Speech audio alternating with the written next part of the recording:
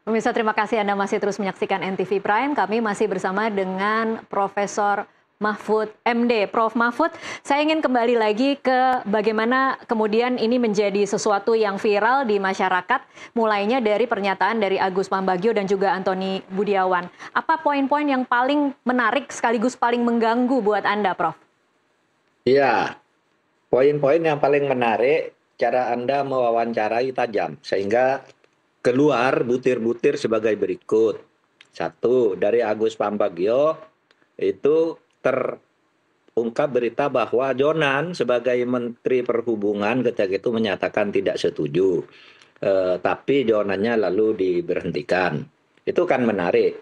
Iya. Kemudian Agus Pambagio dipanggil, juga memberi pertimbangan bahwa ini tidak visible Pak gitu. Tapi Pak Jokowi tetap mau karena ini jadi B2B. Ketika ditanya Pak ini ide siapa kok bisa seperti ini jadinya, lalu Pak Jokowi bilang ini ide saya gitu. Apakah salah seorang presiden begitu? Tidak salah. Hmm. Tidak salah. Dia punya wewenang, termasuk memecat menteri tidak salah. Tapi kemudian menimbulkan kecurigaan karena sesudah itu pindah ke Cina, harganya turun. Sehingga kita harganya naik, bunganya terutama 20 kali lipat, kemudian menjadi 34 kali lipat bunganya sesudah overrun gitu. Itu kan harus diperiksa kenapa bisa terjadi begini wong dengan Jepang tidak sebegitu. Bolehlah orang bicara perbedaan kurs, perbedaan cara menghitung. Nah, itu yang harus diselidiki, perbedaan cara itu. Dan kita dukung kereta cepat itu. Lalu dengan Antony Budiawan gitu, poin-poin pentingnya itu ada dugaan makrab. Ya, dugaan ya, belum tentu makrab. Justru harus diperiksa karena keanehan prosedur gitu.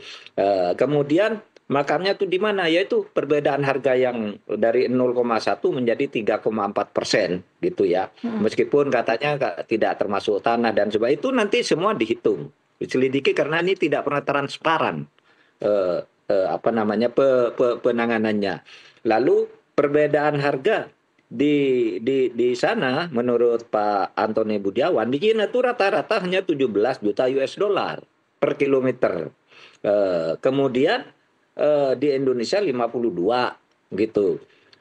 Orang tidak perlu membandingkan dengan Cina lah, tetapi tetap ini harus diselidiki. Kalau Cina itu tidak ada tanah, di sana ada batu dan semua milik pemerintah gitu. Ya, ya bisa lebih murah gitu ya. Nah, oleh sebab itu yang kemudian menarik perkembangan terakhir sesudah Pak Purbaya itu menyatakan tidak mau bayar, ya sebenarnya biasa tidak mau bayar gitu karena memang dulu janjinya B2B.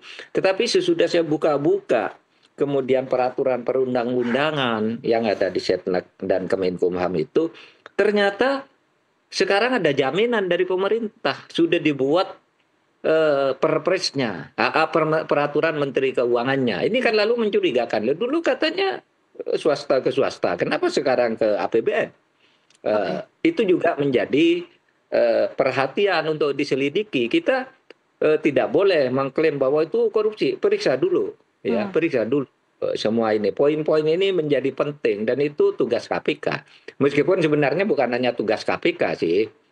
Kalau misalnya Kejaksaan Agung merasa KPK ini tidak sungguh-sungguh, dia bisa ambil kok. Karena belum ada langkah resmi dari KPK, hanya klaim aja sudah mulai menyelidiki, gitu kan? Iya. Boleh Kejaksaan Agung mengambil ini, melangkah lebih dulu dalam keadaan seperti ini. Agar jelas dan agar tidak terjadi lagi cara-cara sepihak yang seperti ini. Oke. Itu aja, Tasya. Baik, Prof. Mahfud, saya ingin kembali lagi ke pernyataan pertama tadi. Anda mengatakan bahwa kalau kemudian kita sama-sama memahami presiden itu tahu bahwa ada potensi rugi, tetapi kemudian presiden tetap memilih itu, di titik itu sebenarnya tidak ada unsur pidananya ya, Prof. Mahfud? Tidak ada unsur pidananya kalau soal perbedaan harga itu. Bahwa rugi dan sebagainya sudah dihitung dan sebelumnya. Yang perlu kita selidiki kenapa itu terjadi. Kan itu yang saya katakan, kenapa harus memecat orang yang tidak setuju meskipun memecat itu hak prerogatif. Kan begitu. Kan lalu menimbulkan kecurigaan apalagi sekarang Purbaya tiba-tiba mengatakan tidak mau bayar. gitu kan? Iya. Kalau Itu kan yang memicu persoalan. Oke, kalau soal ada peraturan Menteri Keuangan yang tadi Anda katakan kemudian memberikan jaminan, apakah sebuah kebijakan kemudian juga bisa dipidana, Prof. Mahfud? Enggak, kebijakan tidak bisa dipidana, tetapi ini harus dilihat kaitannya. Ya, kebijakan yang betul-betul kebijakan tidak bisa dipidana.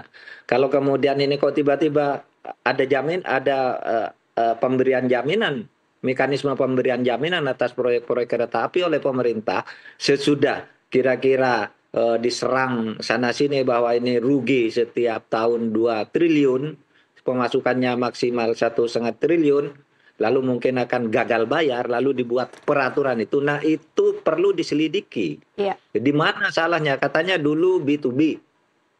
Kok sekarang menjadi G2B, government to business. Kinanya bisnis, kitanya yang menjaminkan misalnya government gitu. Nah, itu harus diteliti agar ketata pemerintahan kita itu baik. Kalau ada korupsinya ya kita tindak sesuai hukum yang berlaku. Oke. Gitu. Baik, Prof. Mahfud kemarin juga dalam pernyataannya Agus Pambagio sempat memberikan ilustrasi bagaimana kalau Sri Lanka kemudian gagal bayar, kemudian di akhirnya kehilangan satu pelabuhan. Menurut Prof. Mahfud, apakah itu mungkin terjadi di Indonesia? Ya, itu yang menyampaikan orang lagi-lagi menuding saya, Pak Mahfud tuh kok terlalu jauh bicara Sri Lanka dan Natuna. Itu kan yang bilang Agus Pambagio di TV Anda kan. Iya. Lalu saya kutip. Dan itu memang sesudah saya baca-baca, memang ada satu penelitian terhadap dokumen-dokumen kontrak Cina yang dilakukan oleh The People's Map .net, The People's .net di Jerman, ya, Deutsche Welle namanya, lembaga penelitiannya itu menyebut di dalam kontrak Cina itu dari 142 kontrak sering ada perintah, sering ada klausul bahwa semua ini rahasia dan negara peminjam harus menjaminkan sesuatu yang hanya disimpan oleh pihak Cina. Nah, jangan-jangan itu yang terjadi gitu. Tapi saya hanya menyampaikan aja hasil studi terhadap 142 kontrak Cina terhadap 24 negara yang diancam dengan itu, bahwa kalau Anda mau dengan saya nanti, kalau gini loh isinya, kalau nanti negara Anda mengubah kebijakan hukum maka Anda dianggap wan prestasi. Ya. Kalau ada hubungan diplomatik putus, siapapun yang memutuskan maka Anda dianggap wan prestasi, artinya bisa diambil sepihak kan gitu. Saya tidak tahu, itu hasil studi yang bisa dibaca. Nanti kalau perlu saya sampaikan linknya lah gitu. Oke, baik. Itu lagi-lagi memang bisa terjawab kalau kita diberikan akses terhadap kontraknya ya, Prof. Mahfud? Ya, betul. Oke, betul. Baik. Ini pertanyaan terakhir, Prof. Mahfud. Menurut Prof. Mahfud, bagaimana seharusnya penyelesaian kasus ini? Pentingkah menurut Anda kemudian entah KPK, entah Kejaksaan Agung mengungkap dugaan ini, atau memang ini sebenarnya jangan-jangan dilihat ada motif politik di balik gembar-gembor dari kasus dugaan penggelembungan markup di kereta cepat Wush? Iya, negara ini kan organisasi politik. Ya, organisasi politik yang tertinggi itu adalah negara. Yang di bawahnya itu ada partai-partai, ada pers, ada apa. Oleh sebab itu, kalau ini dianggap motif politik, boleh. Ini untuk menilai kebijakan. Politik itu artinya policy salah satunya, kebijakan. Tidak apa-apa, yang penting nanti hasilnya seperti apa. Ada korupsi apa tidak. Jadi prinsipnya harus diapakan nih? Satu, WUS itu adalah kebanggaan kita dan harus diteruskan. Dan kita menyadari bahwa itu tidak akan memberi keuntungan ekonomi apapun, tapi memberi keuntungan sosial, lingkungan, dan pemicu pertumbuhan ekonomi gitu. Itu harus diteruskan. Tetapi yang kedua, kalau ada korupsinya di dalam prosedur-prosedur yang aneh-aneh itu, ya kita buka dong korupsinya. Nggak apa-apa.